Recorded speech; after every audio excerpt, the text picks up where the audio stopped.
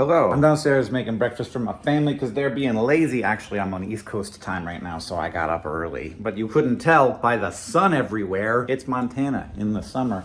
And the sun, anyway, I want to tell you about this headline that I saw this morning about a battery that could give an electric vehicle a 3,000 mile range. This is wrong. But it's also still really cool. And that's the story of science headlines, baby. There's always something very cool, and then they have to make it sound extremely cool so that you'll click on it, and then you click on it, and then it's confusing, and then you don't click on it next time because you're like, I don't believe these people. This is Gummy Bear.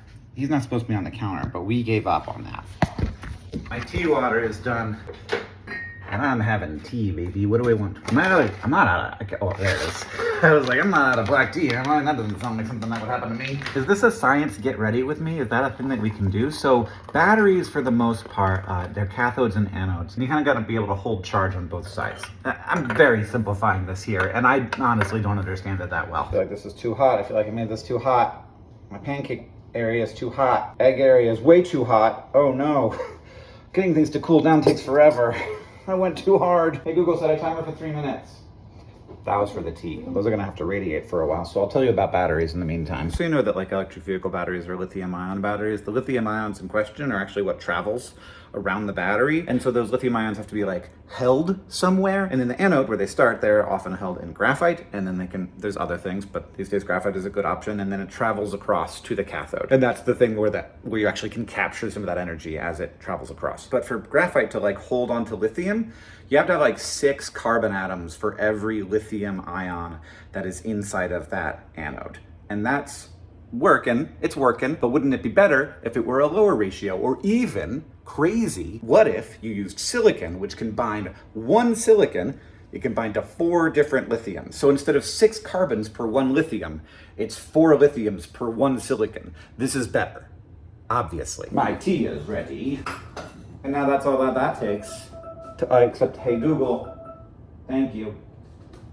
That part's also important. These are feeling more like the right temperature now, everybody. Let's start with the pancake piece. So obviously, we've got an amazing situation on our hands where in the future, all of the anodes are gonna be silicon, and then we're gonna have 3,000 mile ranges because the theoretical lithium capacity of a silicon anode is 10 times that of a graphite anode.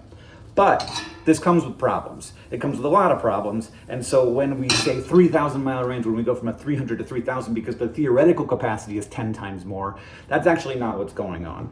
Now, where did I put my spatula? Here it is. A really important thing about atoms is that they have mass and take up space. I mean, mass and space. I mean, that's like some of their main stuff right there. Please don't criticize my egg breaking technique. I'm ashamed of it. And because atoms take up space inside of this silicon anode, when you have just a silicon, it's one size. But then when you pump in like 4 times more atoms, because there's 4 lithiums per silicon, the actual anode itself takes up like 4 times more space. And this is creating a problem, right? Because it is literally physically expanding. So when that expansion of an anode happens, my son is here. So imagine you have like a balloon that's like encased in like sugar glass. You know what sugar glass is? Yeah, I'd eat it. You'd eat it? So what would happen if you blew the balloon up and it was encased in sugar glass? The sugar glass would break. And what happens if you had the balloon already expanded and then you let the air out? The sugar glass would just be this like fragile shell around where the balloon used to be. Yeah. So that's not like how you'd want to have a balloon work, right? You want the balloon to be able to expand and contract and expand and contract over and over again thousands of times without breaking. Yeah. Which for clarity, even balloons can't really do, which we've known, because we've blown up balloons over and over again, and what do they eventually do? Pop. They pop. They also get stretched out sometimes, so that they like don't like shoot themselves as far. And that's also kind of how batteries can work. As you charge it, just charge it over and over again, you can end up in a situation where it's kind of already like pre-stretched, and so it can't like push as hard to get the energy out. Whoa! Whoa, that's enough for the eggs. Are you ready for pancakes? So the situation with these batteries that you end up in is that yes, they could theoretically hold a lot more energy, but you have to do a bunch of things to make it so that they don't break themselves, and also do some chemistry stuff where like the surface of the anode gets covered in like some chemicals, like there's a chemical reaction going on there that's non-ideal, and it's preventing the flow of the ions, which also degrades the lifetime of the battery. So you could build these extremely energy dense silicon batteries, but they can only charge and discharge like 5 times, so that's not useful. So what you have to do is you have to do a bunch of stuff to them, and that is what this recent paper is about. It's basically a binder that they have created that makes it so that the silicon doesn't expand as much, and that prevents a bunch of the degradation that happens with these silicon anodes. And that's great, but that binder takes up space, and so it is less volumetrically and physically, like in terms of mass, energy dense than it would be if it were the theoretical maximum. Flipping up and ooh, perfect. Ooh, perfect. Pancakes are perfect. Okay, and there's a bunch of other stuff that you can do like this. Like you can create kind of like a flexible shell or like a 2-layered shell where one area that contains the anode is stretchy and the other area is rigid, and the stretchy can stretch and then the rigid makes sure that it's not like knocking into anything. There's a bunch of stuff you can do, but these are all like really complicated material science questions. And with the paper in question, which I did not read the entire paper, of course, but I read the abstract, it could make a battery that has about twice the volumetric density. So more energy per unit of volume. This is, in mass, it's a little bit different. That's one of the big considerations when it comes to electric cars, is that the space that it takes up is a really big deal. Now, there's a bunch of other things you can do. Like there's some where you mix the graphite and the silicon together, and so you'll have like a 10% silicon mixed with graphite, and that increases the density without making things not work. And also, really importantly, silicon needs a bunch of stuff done for thermal management because it's more finicky than graphite in terms of how it reacts to heat and cold.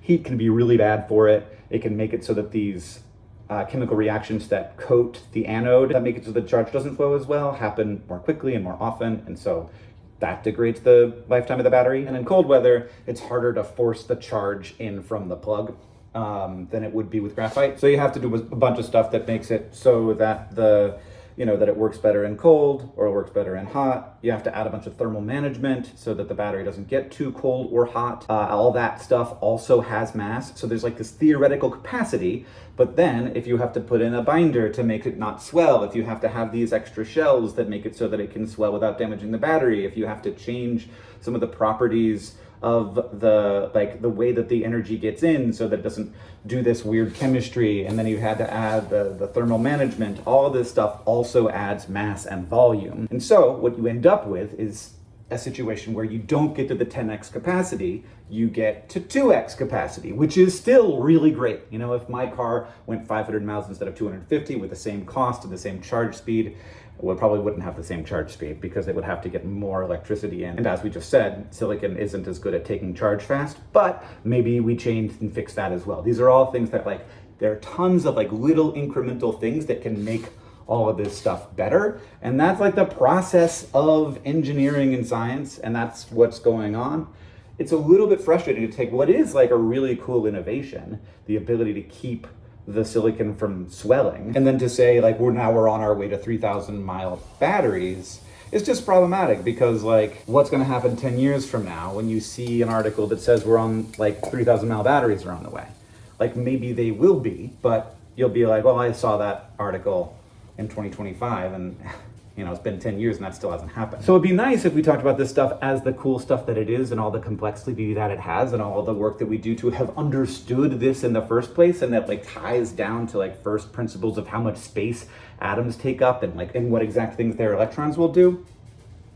But look, in the thumbnail of this video, I definitely put the phrase 3,000 miles. Thank you so much to everybody who got a Crash Course coin. It is now too late to get the 2025 Crash Course coin. If you want to support Crash Course, you can still, of course, become a patron. Crash Course does a lot of amazing work, really efficiently, making it so that people can understand their world better. And we have promised to always keep our content free for everyone forever.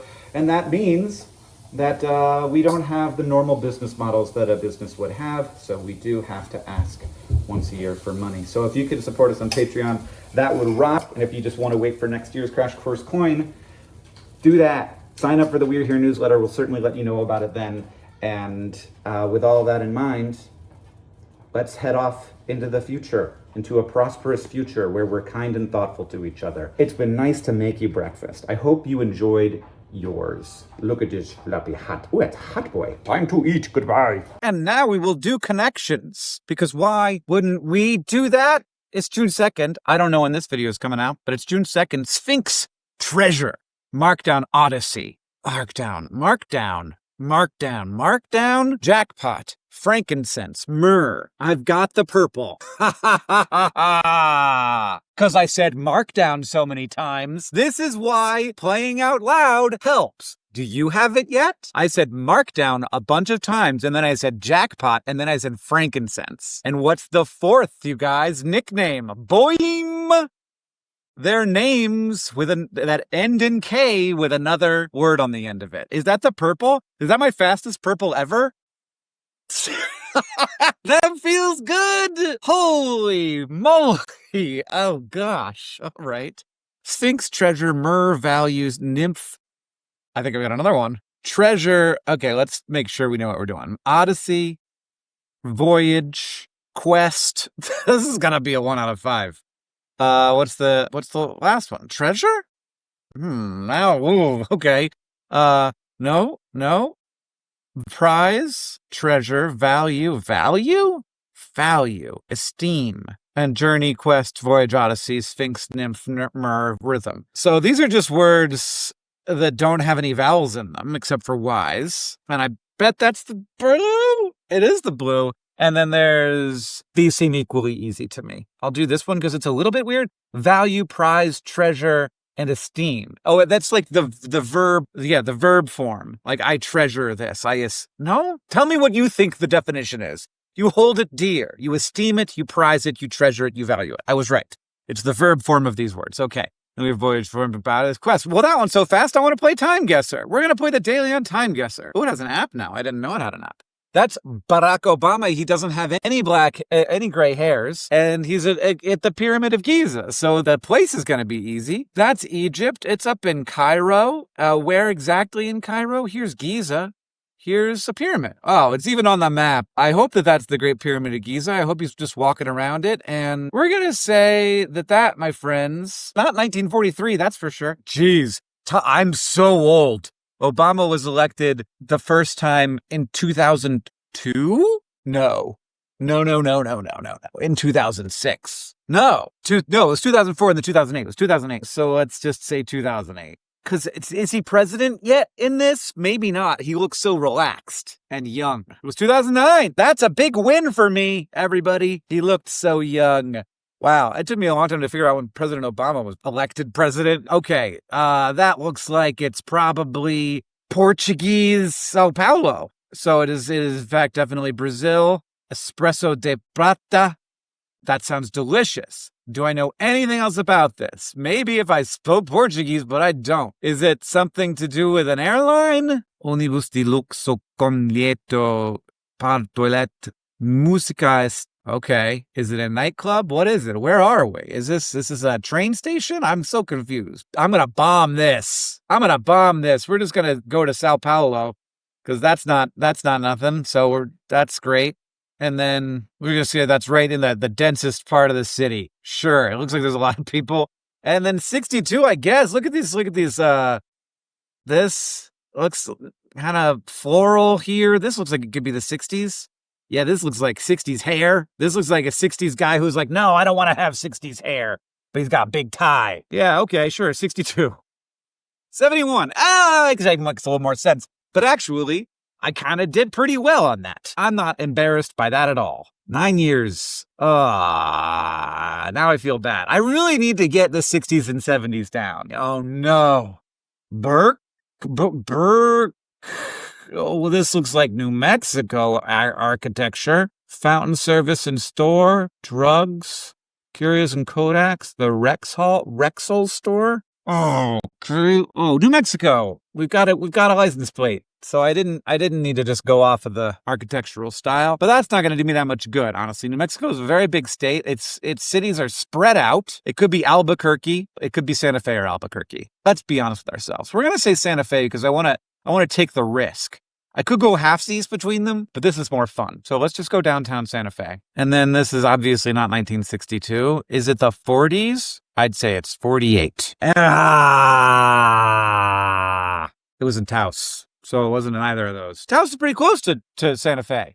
Oh, I should have gone halvesies. I said I would go halvesies, and it turns out it's Taos, which is literally halvesies. Apparently, I still got a lot of points for the location, though. It was 1940. And what did I say it was? I thought I said that it was, like, close to that. What did I say? A street scene outside of a drugstore in Taos Plaza, New Mexico during the early 1940s. I was 8 years off. That's what it says. I said it was 1948. Because I thought maybe those cars were just still around. That's the thing about cars. You think, oh, that's a car from this year, but then the cars continue existing for a long time. But anyway, I was wrong. I shouldn't worry about that. Okay. Bill Roulette Baccarat. There's gambling here. And blackjack. Hoffman McCullen. I'm worried that this isn't France and that it's Morocco. That's gonna like throw me off or something like that, you know? It's a Leica ad, okay, or a store. So this is definitely like a touristy district. FPE. I don't know if that helps me at all. Children, what do you think these children, what era of child is this? These children are probably still alive, but barely. Look at these bell bottoms. But is it? Look at your floral tie. I feel like this is the 70s. Maybe it's the 60s or the 80s even. Look, that's 80s. This looks 80s. This guy's just got like style that hasn't moved forward. I think this is the 80s. And I have no idea where it is. Oh, I was going off the word roulette thinking this was French and couture, but like maybe not. Wienerwald? Oh my God. I'm glad I kept looking around. I thought it was Morocco. It's Austria. This is Vienna. FPE. Hank, come on. What were you thinking? Okay. I'm going to go with Vienna. Can I scroll into Austria without embarrassing myself? Nope. I hit Switzerland. Okay. Graz. Where's Vienna? Innsbruck. There it is. Oh, it's on the very edge of the country. That's terrible news for me. It might even be Germany, and this is so far away from Germany. Austria to back. There's too much information. There was too much information. I didn't see the Austria to back. And I'm going to say it's 1984. It was 75. I'm doing bad on the years, but great on the location. This looks so 80s to me. And our final round of TimeGuessr, we've got the Associazione Generale. Assicurazione Generale. Whatever that is. Silverman. Oh, we've got Hebrew on that sign. That's a clue. And then over here, Trocadero. That's not an F. Trocadero. I don't know what that, I feel like that means something. I feel like I've heard that word before somewhere, but okay. This looks like probably Israel after the war. 50s. Look at this hat. 50s, right? Okay. Of course, I have no idea where in Israel this is going to be. And I will be embarrassed if it's not Israel, of course. But isn't that what TimeGuessr playing in public is? I did. Oh, but it might. But well, look, the nice thing about Israel is it is not very big. So it could be Jerusalem. In fact, I'm going to say Jerusalem because I don't know. It might not be. But let's just say Jerusalem. And let's click on the city center. And let's say that it's 1950. How did I do?